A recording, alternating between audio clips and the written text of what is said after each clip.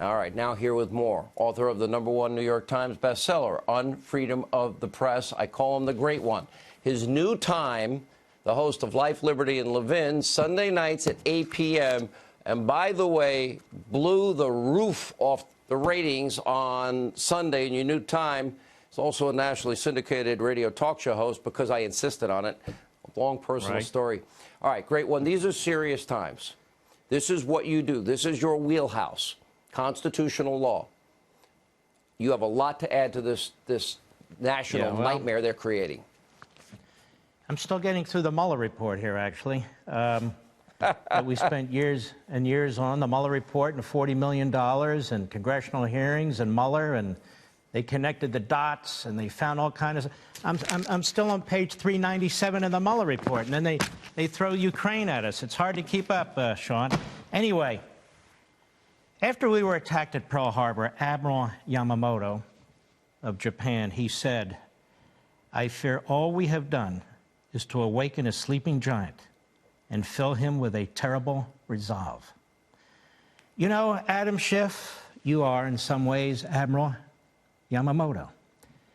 You just awakened a sleeping giant. You threw everything you had at the president, at the Republicans, at 63 million voters who voted for this president, and this is the best you have? This is the best you have? You have nothing. And you controlled everything. You controlled the witnesses. You controlled the information. You interrupted the Republicans. You had control over the hearing room, control over the rules and the timing and the press events, and you'll have control over the charging document. You're the Democrat Party's Yamamoto. And even now, with all the control that you've had, and all the positive press, and all the clownish legal analysts and the rest, and the propaganda that they're pushing and they're celebrating, the polls for Donald Trump are going up. Now, once the Senate has control over this, there's no more Adam Schiff control. There's no more Nancy Pelosi control. There's no more of the mobster types that we saw in the Democrat Party, preening and beating their chests. And the American people, they revere their Constitution. They cherish their franchise, and they demand fairness from their representatives. And let me tell you something, Democrats, you screwed up big time. This was the weakest conga line of hand-picked witnesses I've ever seen in any hearing at any time. There's no smoking gun. Overwhelmingly hearsay. Basically, what did we have here? A small cabal of State Department and NSC bureaucrats who didn't like Trump or his policies. Yet every single one of them, when pressed by the Republicans, had to admit no bribery, no extortion, no quid pro quo, no impeachable offense. And the media thought, wow, with headlines that are incomprehensible. Not a single witness could or did accuse the president of criminality. Only a single witness had directly spoken with or met with the president about any of these issues. And he said, no, the president didn't do anything. He didn't do anything. We look at Ukraine. We're getting these lectures from the witnesses and the Democrats. Ukraine needed the aid. They needed offensive military aid. We need it for geopolitical reasons. Their witness today, Fiona Hill, she was just, I can't believe the president did this. Look what he's doing. He's empowering the Russians. And she wrote a few years earlier a long op-ed saying, don't give the Ukrainians the military aid they're asking for. As a matter of fact, the Democrats and their great leader, Barack Obama, he refused to give Ukraine the offensive military weapons they were looking for.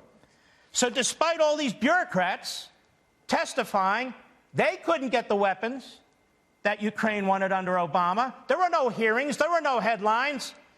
It was Trump who got the Ukrainians the weapons that they needed. It was Trump who stopped the Russians. It was Trump who put the most severe sanctions in modern history on the Russians. It was Obama who appeased the Russians. It was Obama under whose presidency the Russians invaded Ukraine and annexed Crimea. If you want to impeach, then we need to retroactively impeach Obama.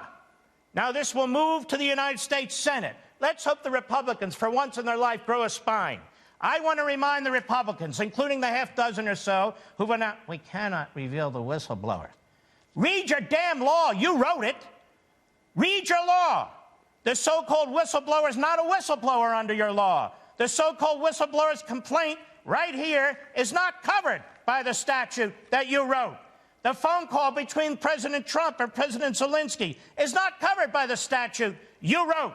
President Trump is not covered by the statute you wrote. And the so-called whistleblower is not anonymous under the statute, is he?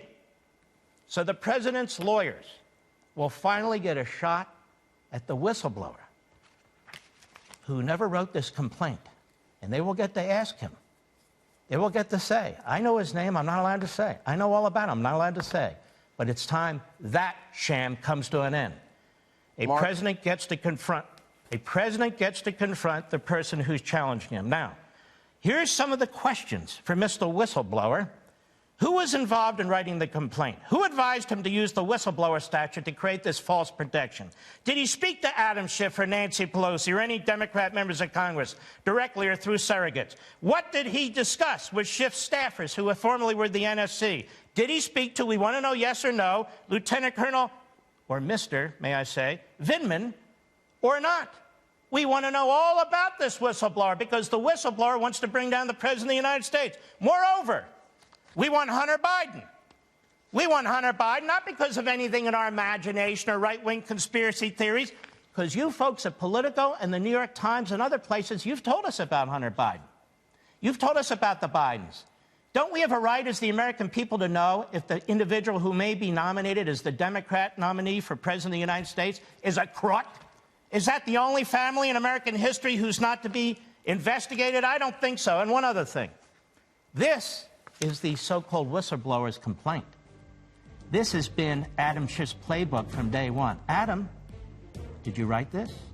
Adam, were you involved in writing this? Because Adam needs to be a witness, too. We want to know all about Adam. We know he's a liar, but we need to put him under oath under penalty of perjury. When you go through this complaint, you can see this was Adam Schiff's playbook from day one, page after page after page. You know what this was?